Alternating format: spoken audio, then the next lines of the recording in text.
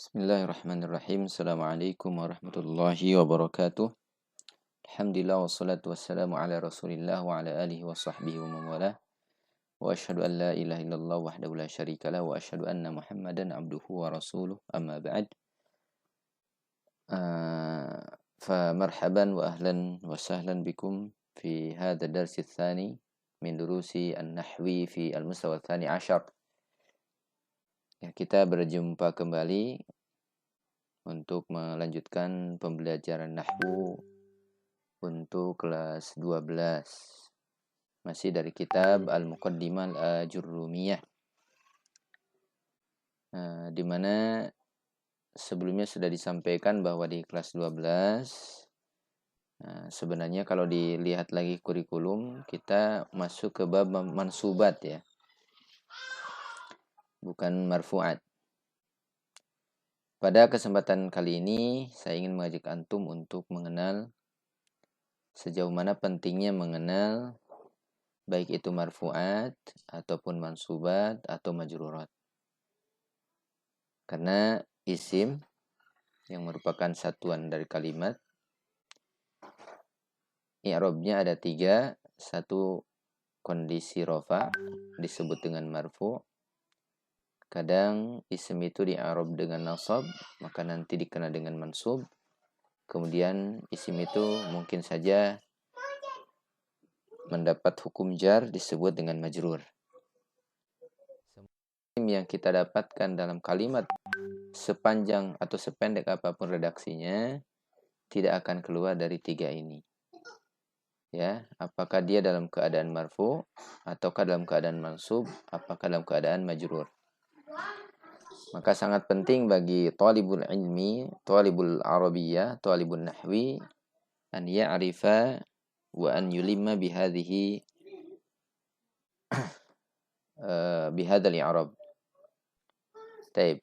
Nanti akan saya coba bawa antum sejauh mana pentingnya mengenal 3 ini ya. Karena sekali lagi kalimat yang bentuknya isim dalam redaksi apapun, sependek atau sepanjang apapun redaksi, imma kita rafa'kan dengan dhammah atau yang mewakilinya, imma nasabkan dengan fathah atau yang mewakilinya, atau kita jarkan dengan kasrah atau yang mewakilinya. Nah, pertanyaannya kapan kita rafa'kan? Kapan isim itu harus dinasabkan dan kapan isim itu kedudukannya harus dijarkan? Maka perlu dikenal nih, ya.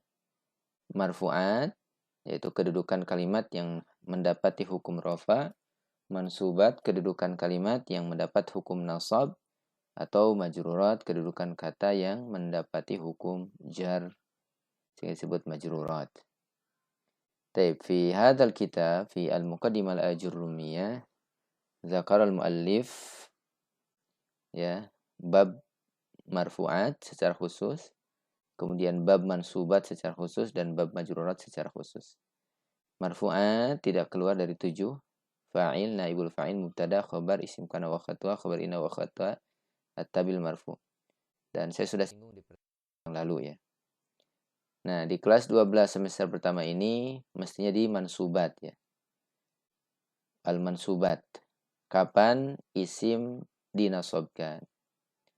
Jawabannya ketika isim tersebut berkedudukan satu di antara yang 13 ini.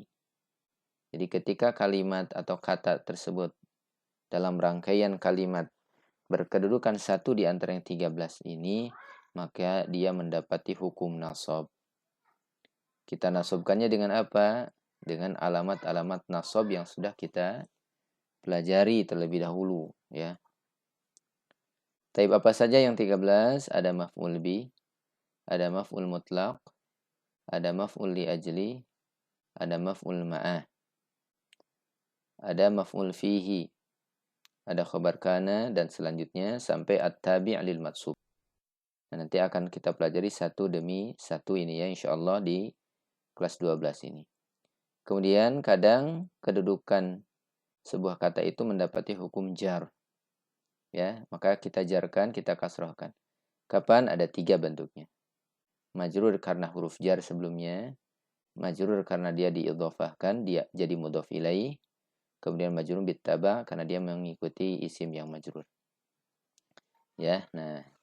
Madza qultu fil muqaddimah? Apa yang sudah saya sampaikan tadi di muqaddimah? Ya, saya ingin mengajak antum sejauh mana pentingnya mengenal marfu'at, mansubat dan majrur. Alangkah lebih baiknya kalau antum sudah menguasai alamatul i'rab. Ya, maksudnya saya tambahkan lagi tabel satu lagi alamatul i'rabnya ya. Alamatul i'rab. Nah, di antaranya mengenal yang tiga ini akan membantu antum satu dalam mengi'rab kalimat. Sebuah kalimat itu kan nanti akan membantu antum dalam membaca kitab. Ya, nah, perhatikan. Di antara langkah-langkah i'rab ya, tentukan terlebih dahulu jenis jumlahnya. Apakah dia ismiyah atau fi'liyah? Masing-masing sudah ingat ya, bedanya jumlah ismiyah dengan fi'liyah. Kalau jumlah atau kalimat tersebut diawali dengan isim, maka disebut ismiyah.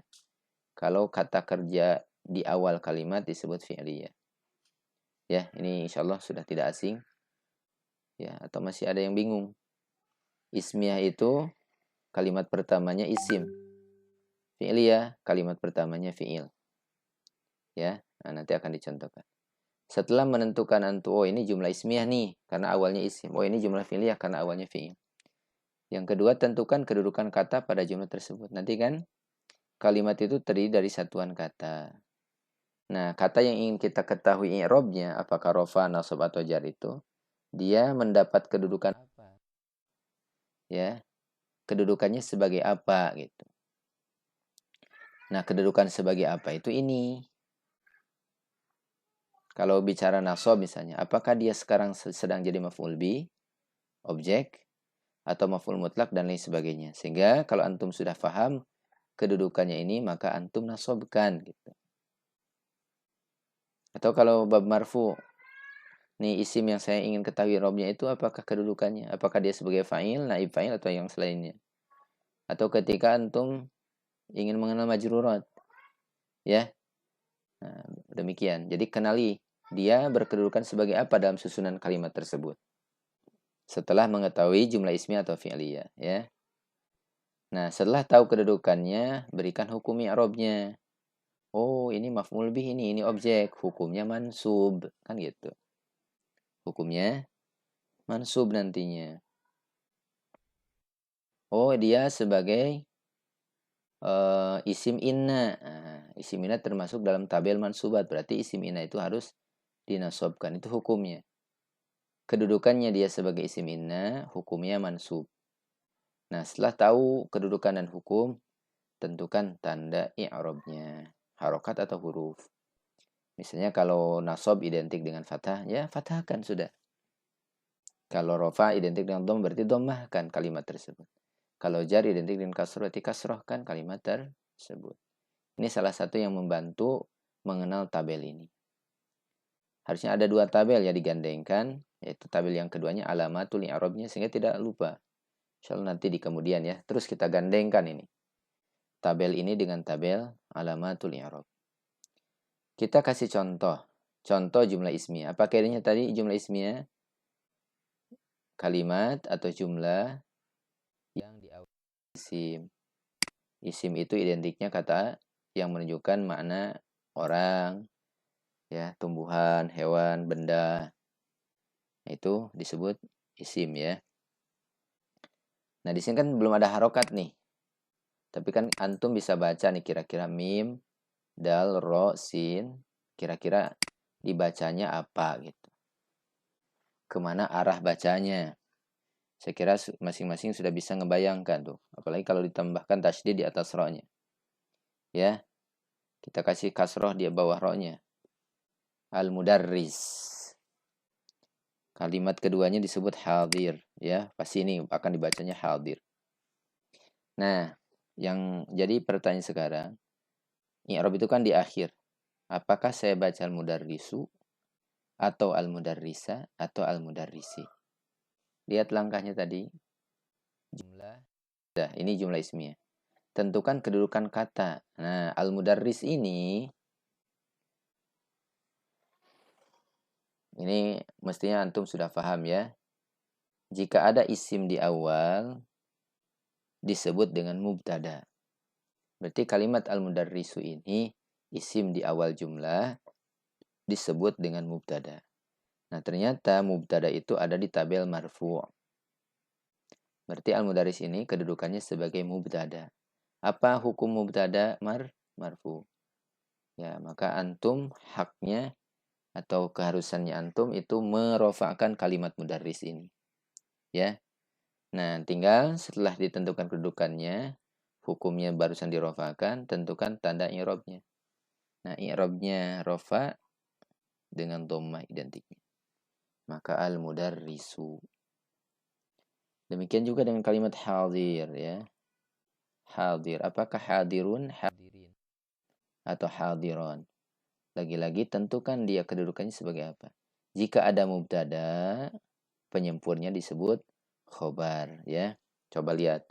Khobar ada di tabel mana? Ternyata ada khobar di tabel marfu'at. Maka kedudukannya sebagai khobar, hukum khobar adalah rofa. Lihat perangkat ketiganya apa? Tentukan hukum i'rabnya. Rofa. Nah, setelah tahu kalau dia khobar dan hukumnya adalah rofa, tinggal rofa akan. Maka tentukan tanda i'rabnya. Misalnya di sini hadirun. Nah, begitu. Al-mudarrisu hadirun. Kenapa dibaca al-mudarrisu? Karena dia mubtada. Disebut mubtada karena dia isim di awal jumlah. Kenapa al-mudarrisu didommahkan? Nah, baru alamat i'rabnya ya. Maka misalnya dalam redaksinya. Mungkin antum bisa tuliskan apa al-mudarrisu? Mubtadaun misalnya. Nah, kedudukannya apa hukum mubtada marfu'un ya? Dah, mubtadaun marfu'un. Nah, baru apa alamat rofaknya? Wa alamatu raf'ihi apa tuh? Ad-dhammatu. Nah, ini mestinya di pengetahuan antum dulu. Kenapa? Li'annahu ismun mufrad. Nah, begitu. Sudah? Ini kalau mau diredaksikan. Termasuk hadirun juga sama. Hadir apa kira-kira? Tadi kalau sudah ada mubtada, maka dia akan menjadi khobar. Ya. Apa hukumnya khobar? Marfu. Sama. Dan apa dirofakannya? Wa alamatu raf'ihi sama. Seperti di atas. Ad-dhammatu. Li'annahu ismun mufradun. Nah, ini contoh ketika antum apa? Mengenal marfu'at. Ini jumlah ismiyah. Bagaimana dengan jumlah fi'liyah contoh? Apa kaidah jumlah fi'liyah? Kalimat yang diawali dengan fi'il. Contoh di sini ada kalimat yahduru. Ya, saya contohkan saja yahduru karena antum insyaallah akan lebih mudah mengenalnya. Yahduru. Kenapa dirofa'kan? Karena fi'il kalau tidak ada sebelumnya apa-apa, nggak ada yang menasabkan, nggak ada yang menjazmkan, maka hukum asalnya dirofa'kan. Kita nggak menyinggung masalah rofa fi'il di sini ya. Karena judulnya tadi apa? I'rabul asma. Taib. Fokus ke kalimat kedua. Al-ustadz. Ya. Nah, di sini itu ada beberapa kemungkinan. Bisa ustadzu, bisa ustadzah, bisa ustadzi. Tapi semua itu akan antum jawab, akan terjawab jika tadi mengikuti langkah-langkah tersebut. Al-ustadzu ini kira-kira dalam kalimat yahdurul ustadzu ini kedudukannya sebagai apa? Kaidahnya kalau ada fi'il harus ada fa'il atau subjek. Nah, kalau lihat di atas mana tuh fa'il? Ternyata ada di kolom marfu'at. Maka setelah kita tahu bahwa al-ustadzu ini berkedudukan sebagai fa'il, fa'il kasih hukumnya yaitu marfu'. Berarti al-ustadzu ini dia mendapati hukum rofa' karena dia sebagai fa'il.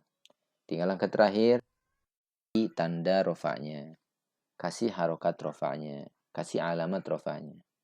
Karena ustadzu ini sama dengan isim mufrad, maka rofa'kan dengan dhammah.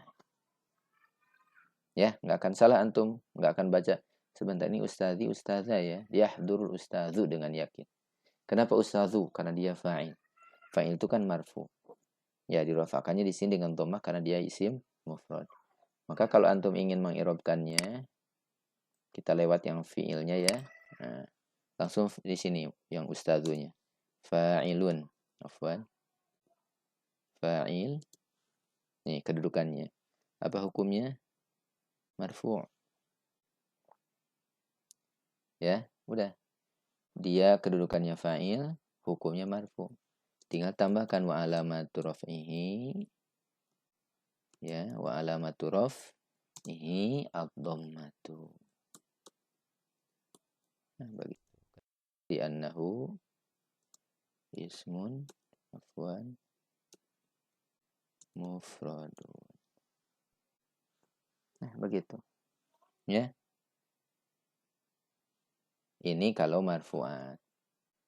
Nah, nanti antum coba latihan di mansubat. Contoh sekarang misalnya mansubat ya. Kita ambil mansub yang pertama adalah maf'ul bih. Insyaallah mudah ya, maf'ul bih itu objek. Misalnya apa? Yadribul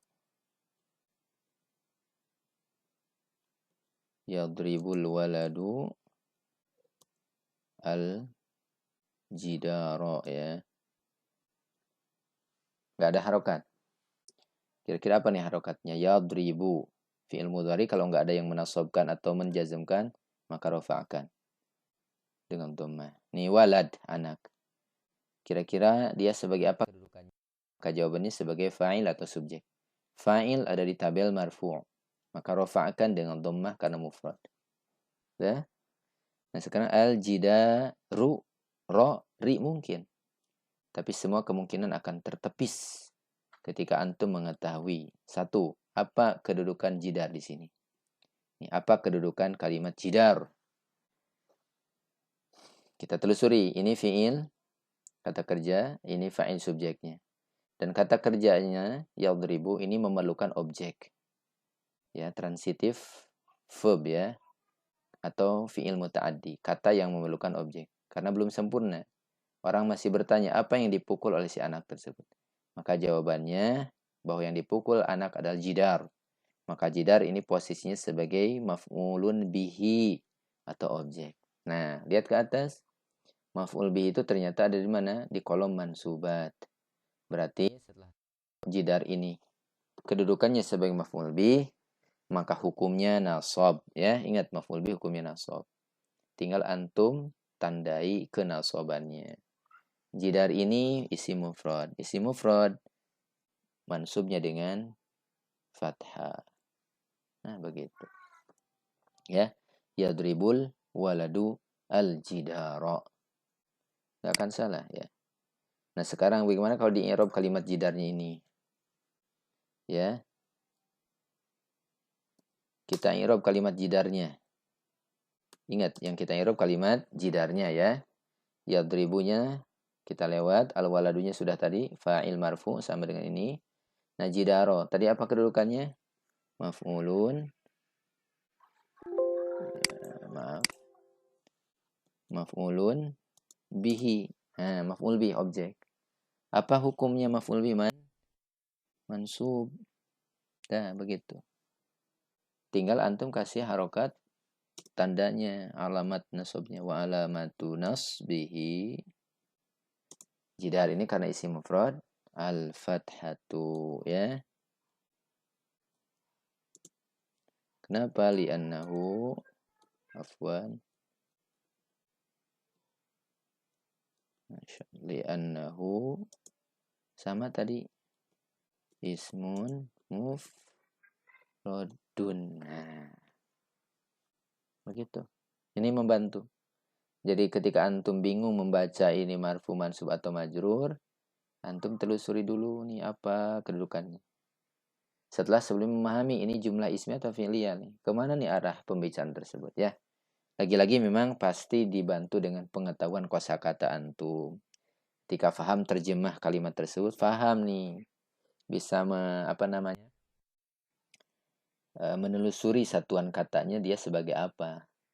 Kalau kosakata satu pun gak ada yang tahu, kadang bingung memang. Tetap ya, kita ngandalin terjemah pertamanya. Ngandalin terjemah sehingga tahu ini kemana arah kalimat itu. Tayyib? Ya. Dan bisa antum contohkan contoh-contoh yang lainnya. Ya, misalnya apa? Ya'kulul waladu ar-ruzza. Sama ya'kulu al-waladu ar-ruzza. Ar-ruzza di situ maf'ulun bihi, hukumnya mansub, ya, dan lain sebagainya. Maka balik lagi ke atas, inilah tabel i'rabnya isim. Tadi saya jelaskan tadi untuk semakin paham sejauh mana pentingnya pengetahuan tentang ini. Makanya inti belajar nahwu sebenarnya antum kuasai alamatul i'rab, ya. Alamat i'rab itu apa saja kuasai sebelumnya. Itu kan sudah di kelas 11. Mestinya harus sudah melekat ya. Nah, setelah antum mengetahui alamat-alamat i'rabnya, ini prakteknya. Ketika tahu alamatul raf'i, nah, praktekkan ketika mengi'rab kalimat yang berkedudukan marfu'. Kalau ini kan saya contohkan yang mudah-mudah saja semua contoh isim-isim mufrad. Dimana kalau isim mufrad itu nanti rofa'nya dengan dhammah, nasabnya dengan fathah, jarnya dengan kasroh gitu. Tapi kan bentuk kalimat itu banyak. Ada musanna, ada jama. Jama juga ada muzakkar salim, ada muannas salim, ada jama taksir. Isim ada yang munsorif, ada yang ghair munsorif, ada musanna, ya. Ini sudah pernah saya sampaikan ditabelkan ya, bentuk-bentuk kalimat dengan i'rabnya. Ya, demikian. Mudah-mudahan bisa difahami ya apa yang kita pelajari kesempatan ini. Pertama, mengenal i'rab isim. Isim tidak akan keluar dari tiga ini, rafa, nasab, atau jar. Nah, sekarang modelnya bahwa isim yang dirofakan itu ya satu di antara 7 kedudukan dalam kalimat. Nah, isim kapan dinasobkan? Ketika dia merupakan satu di antara yang 13 ini. Nanti akan kita pelajari satu demi satu istilah-istilah ini ya. Kemudian kapan isim itu dijarkan? Ketika terjadi dalam 3 hal. Ini sudah ya. Nah, di antara faidahnya membantu kita ketika mengi'rab kalimat sehingga bacanya benar atau mengurai kalimat i'rab pun bisa ya. Maka ada beberapa langkah i'rab. Satu, lihat dulu ini jumlahnya ismi atau fi'liyah. Nah, setelah tahu, nanti tentukan kedudukan kata. Satuan katanya pada jumlah tersebut. Ini dia sebagai apa? Lagi-lagi kan tadi. Memang kadang kembali kepada pengetahuan kita tentang kosakata. Lalu setelah tahu kedudukannya, hukumnya apa tuh? Apakah dia termasuk yang harus dirofakan, dinasobkan, atau dijarkan? Setelah tahu, maka tentukan tanda i'rabnya. Ya, contoh-contoh yang sudah saya berikan demikian. Nah, ini contoh yang mansub merupakan maf'ul bih, isimnya mufrad. Ya, insyaallah kita lanjutkan pada pertemuan-pertemuan yang akan datang. Ya, setelah ini antum simak. Ya, nanti kalau perlu dimurojaah lagi. Jangan lupa isi absensi di Google Form. Demikian wasallallahu Muhammadin wa ala alihi wasallam walhamdulillahi rabbil alamin. Assalamualaikum warahmatullahi wabarakatuh.